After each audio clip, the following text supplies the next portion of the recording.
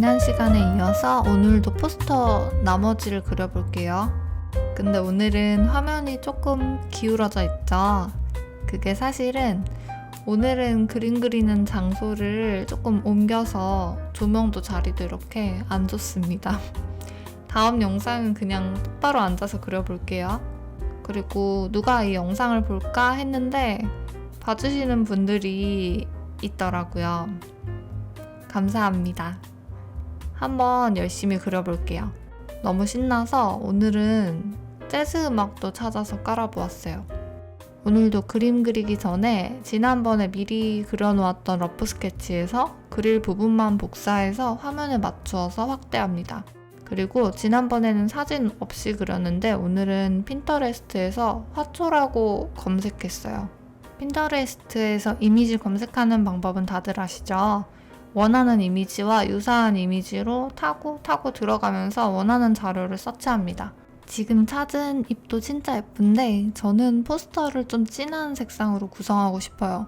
연한 녹색까지는 괜찮은데 아까처럼 흰색이 많이 들어간 디자인은 좀 싫어요.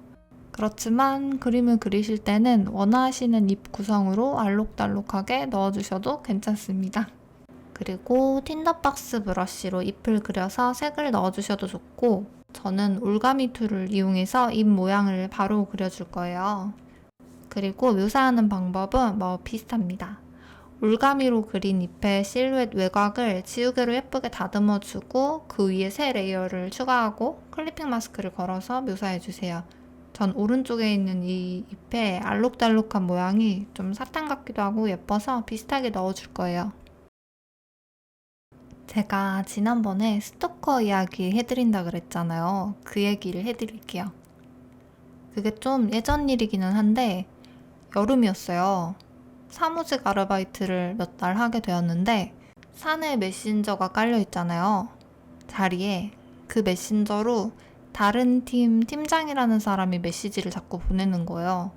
저랑은 상관이 없는 사람이죠. 근데 별 내용은 아니고 그냥 할 수 있을 법한 이야기였어요. 그리고 저 말고 이제 다른 아르바이트 하는 분들 몇 분이 계셨는데 다 같이 데리고 나가서 밥도 사주시고 잘해주셨거든요. 근데 어느 날부터인가 아침마다 자리에 과자가 하나씩 있는 거예요. 막 그런 거 새콤달콤 막 이런 조그만 간식 같은 거. 근데 저는 그거를 잘 먹었어요. 아, 원래 이 회사는 간식을 자주 주나 보다 그랬죠. 근데 그렇지 않나요? 제가 회사를 별로 다녀본 적이 없는데 저 예전에 다니던 회사는 진짜로 간식을 많이 줬거든요. 그런 줄 알았지. 아무튼 이 회사는 이렇게 맨날 간식을 주나? 하고 다 먹었어요. 제 과자를 좋아하거든요. 근데 그 팀장님이 메신저로 과자를 잘 먹는다는 거야, 내가. 아주 정확하게는 기억은 안 나는데 그 간식에 대한 이야기를 했어요. 그래서 감사합니다 했죠. 근데 그게 회사에서 주는 간식이 아니고 자기가 내 책상에 올려놨다는 거예요. 나 먹으라고. 그래서 몰랐다고. 몰랐어요. 그랬죠. 몰랐으니까. 그리고 생각하니까 이상한 거예요. 난 그것도 모르고 좋다고 지금까지 먹었는데. 그래서 아무튼 그 다음날부터 간식은 먹지 않았습니다. 그런데도 매일 간식이 책상 위에 있더라고요. 그래서 그분 책상에다가 다시 돌려드렸어요. 그리고 이제 더 이상 이러지 마시라고. 근데 그만할 줄 알았는데 그래도 맨날 과자 같은 거, 작은 거 그런 거를 자꾸 책상에 올려놓으시는 거예요. 근데 내가 그거를 돌려주려고 그분 책상에 가서 놓을 타이밍도 그렇고 너무 곤란한 거야. 그래서 그냥 안 먹고 뒀어요. 그냥 아예 안 건드렸어요. 이게 끝인 줄 알았죠.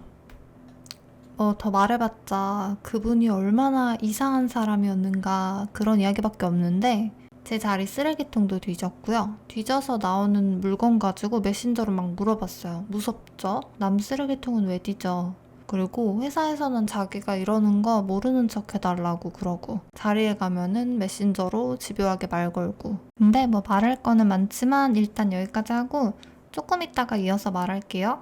제가 떠들다 보니까 잎 하나를 다 그렸어요. 저는 지금 조정해서 그 보정을 조금 했는데 이거 보면서 혹시 잎을 저랑 같이 그리고 계시는 분들은 제가 마지막에 포스터에 잎을 배치하면서 보정하는 방법은 따로 하나 알려드릴 거예요.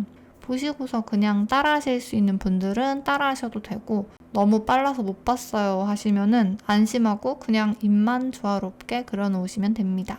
나중에 알려드릴 테니까요. 자, 이 다음에 그릴 잎은 솔잎처럼 잎이 좀 까느다랗고 진한 애를 그려볼게요. 역시 러프 스케치를 크게 끼워서 오퍼시티의 불투명도를 낮추고 위에 새 레이어를 추가해서 기존과 동일한 방식으로 선을 따줄 거예요. 프로크리에이트는 선 보정 기능이 있어서 곡선이나 이렇게 반듯한 선들은 예쁘게 그을 수가 있어요. 그래서 얘는 올가미 툴로 안 잡고 브러쉬로 예쁘게 선을 그어서 그 안에 색을 채우는 방식으로 작업하겠습니다. 포토샵도 프로크리에이트도 그렇고 기초 기능만 알면 나머지는 그리는 방법은 다 응용이거든요. 풀 그림뿐 아니라 인물화도 마찬가지고 빵 그림 같은 것도 마찬가지예요. 그래서 기초 툴을 잘 익히셔야 응용해가면서 아주 뭐 화려한 손기술 같은 게 없어도 그림을 쉽게 잘 그릴 수 있어요. 기초 기능을 익혀야겠다 하시는 분들은 제가 프로크리에이트 기초 강좌 1, 2랑 이어서 빵 그리기를 올리고 있거든요. 그 강의를 순서대로 따라 하시면 툴은 금방 익히실 수 있습니다. 그게 처음에는 조금 쉽게 그리다가 뒤로 가면서 하나씩 기능을 더해가면서 배우는 방식으로 강의를 만들었어요. 그래서 뭐 순서대로 공부하시면서 툴을 공부하셔도 좋고 아니면은 저 같은 경우도 따로 어디서 뭐 배운 게 아니라 그냥 무작정 그림을 많이 그려보면서 익혔거든요.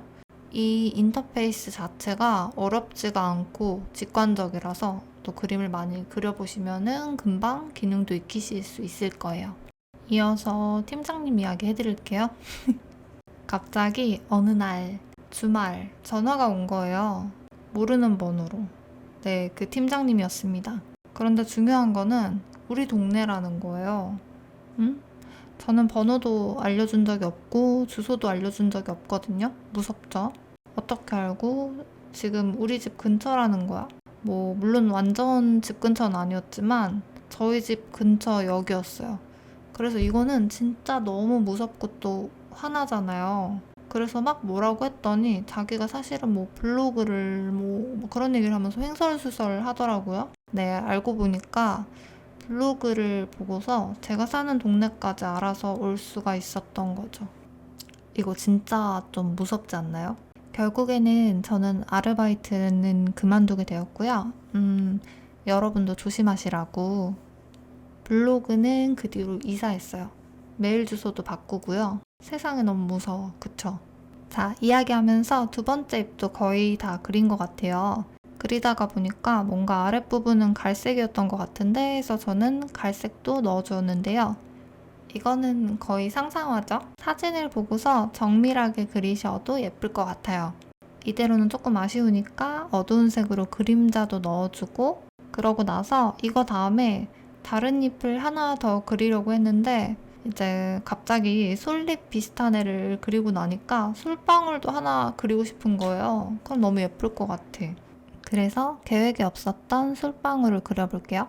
일단 러프부터 다시 해야겠죠? 그래도 크기는 맞춰줘야 하니까 기존에 그렸던 러프 스케치 잎을 하나 가지고 와서 대충 보면서 크기를 맞춰줍니다. 솔방울 사진 띄워놓고 보면서 느낌만 유사하게 스케치해 볼게요. 핀터레스트에서 솔방울이라고 검색해 보았어요. 딱 마음에 드는 이미지가 있어서 그 사진을 띄워놓고 그대로 그리는 게 아니라 이 솔방울의 실루엣을 보면서 느낌을 유사하게 그려줄 거예요. 또 단순하고 생략된 모양이 저는 좋아서요. 스케치할 때 팁을 드리자면 일단 그리려고 하는 대상을 가만히 쳐다보는 거예요. 이 솔방울이 어떤 도형이라고 생각하면서요. 그러면 제일 앞에 나와 있는 어떤 모양이 보이거든요. 얘 같은 경우는 저 솔방울 끝에 있는 제일 밝은 부분? 약간 삼각형 같기도 하고 사다리꼴 같기도 한 솔방울의 밝은 끝부분을 바라보면서 그 모양의 위치를 대강 먼저 잡아주는 거예요. 아, 이거를 정말 알려드리고 싶은데 스케치를 쉽게 하는 법도 나중에 따로 크로키 하면서 올려드릴게요. 저는 진짜 좀 대충 그리긴 했는데 저 하는 거를 보시면 근데 감이 금방 잡히실 거예요. 아까 말씀드렸던 솔방울에서 가장 먼저 보이는 밝은 부분, 그 부분을 이렇게 먼저 도형으로 그려주시고 그 아래에 새 레이어를 추가해서 솔방울의 실루엣, 울퉁불퉁하지만 이렇게 전체적인 모양이 꽃봉오리처럼 아니면 물방울 모양처럼 보이는 이 나머지 부분 실루엣을 눈대중으로 그려줍니다.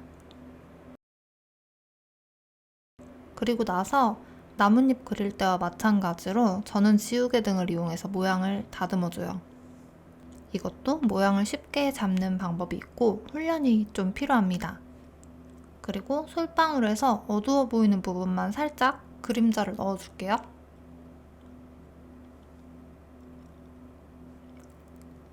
근데 제가 이걸 녹음하다 보니까 갑자기 그런 생각이 들어요. 저 무서운 이야기 잘할 것 같지 않나요? 제가 사실은 유튜브에서 무서운 이야기를 듣는데 빠져 있거든요. 공포 이야기를 하시는 유튜버 분들이 생각보다 별로 없으시더라고요. 그래서 말인데 저 무서운 이야기 잘할 수 있을 것 같아요. 나중에 무서운 이야기를 해드릴게요. 자, 이야기를 하면서 솔방울도 대충 다 그려진 것 같아요. 이제 나머지 부분도 그림자만 조금 더 넣고 솔방울 끝부분 밝은 부분도 아쉬운 부분들이 있어서 나머지 디테일을 채워서 그려보고 마무리할게요. 묘사하는 방법은 앞에서 그린 것과 마찬가지로 클리핑 마스크를 걸고 올가미 툴을 이용해서 어두운 부분 그림자와 눈에 띄는 부분들만 묘사해줍니다. 그리는 방법을 막상 보니까 그렇게 어렵진 않으시죠? 저 오늘 솔방울 처음 그려보았는데 좀 마음에 들어요. 예쁘지 않나요? 포스터가 완성되면 예쁠 것 같아요. 다음 주에는 좀 진한 녹색들로 잎을 그려줄 거예요. 전체적인 포스터 색감을 확인하기 위해서 이미지를 작게 하고 한번 러프 스케치 배치대로 배치도 해보았어요. 앞으로 한 2번이나 3번 정도면 포스터 그리기가 끝날 것 같은데 포스터 그리기가 끝나면 다음에는 무엇을 그려볼까요? 인물화를 좋아하는 분들이 많아서 제 스타일로 인물화 그리는 방법을 올려보면 어떨까 생각하고 있어요. 아무튼 끝까지 포스터 그리기 함께 해주세요. 그러면 다음 시간에 봐요. 안녕!